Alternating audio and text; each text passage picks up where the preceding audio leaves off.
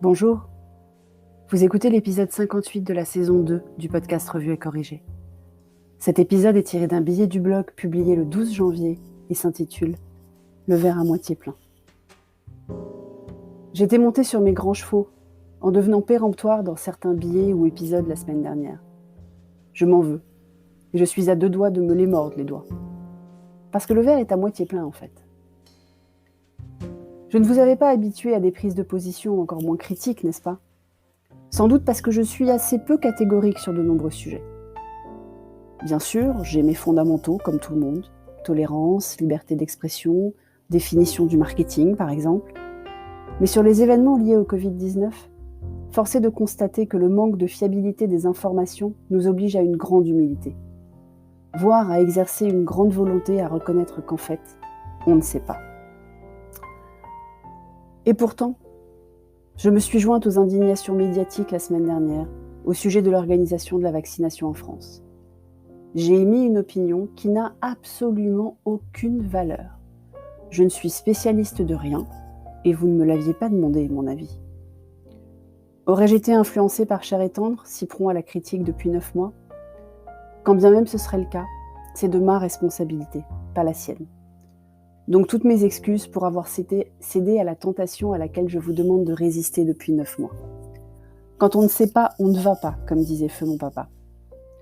Ce week-end, en échangeant avec une de mes amies les plus chères, qui ne lit pas mon blog et n'écoute pas le podcast, en tout cas elle ne m'en a jamais parlé, en échangeant avec elle, je me suis rendu compte que j'avais foncé tête baissée et que l'arbre de la vaccination avait caché la forêt des choses bien gérées, ou du moins gérées du mieux possible dans les circonstances actuelles. Le verre à moitié plein donc. Quand on regarde attentivement les chiffres de progression des cas et surtout de la mortalité, le seul chiffre qui mérite véritablement notre attention et les efforts consentis, en fait on ne s'en sort pas trop mal. On peut critiquer les mesures prises et imaginer que d'autres aient été plus efficaces, mais on ne le saura jamais en fait. Alors bien sûr, chaque décès est un décès de trop, mais ça aurait pu être bien pire. Certes, les commerces ont été touchés et des pans entiers de l'économie sont encore à l'arrêt complet. Mais ces secteurs sont particulièrement aidés, comme nulle part ailleurs d'ailleurs, je crois. Car 50% du chiffre d'affaires, quand on n'a pas la masse salariale en charge fixe, qui est prise en charge par le chômage partiel, ça devrait quand même permettre à un paquet d'entreprises de survivre le temps d'eux. Pas idéal, tout le monde préférerait travailler. Mais là encore, quelle alternative viable et sécurisée ?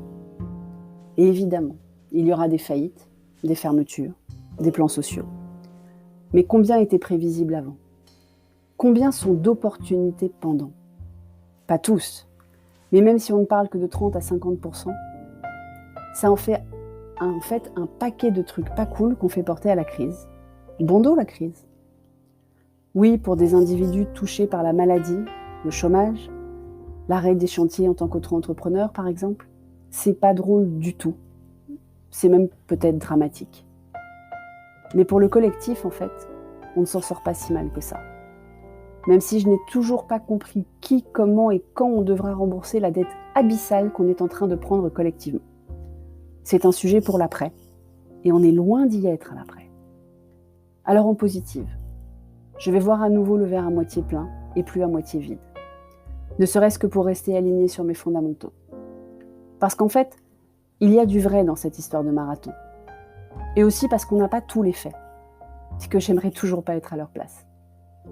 On comptera les points plus tard, et que à la fin du match. Comme disent les Américains, It ain't over till the fat lady sings. Et elle est même pas encore arrivée sur scène. Merci de m'avoir écouté. Si vous écoutez sur Apple, surtout laissez un commentaire avec vos 5 étoiles. Et sur toutes les plateformes de balado-diffusion, abonnez-vous et partagez. À bientôt.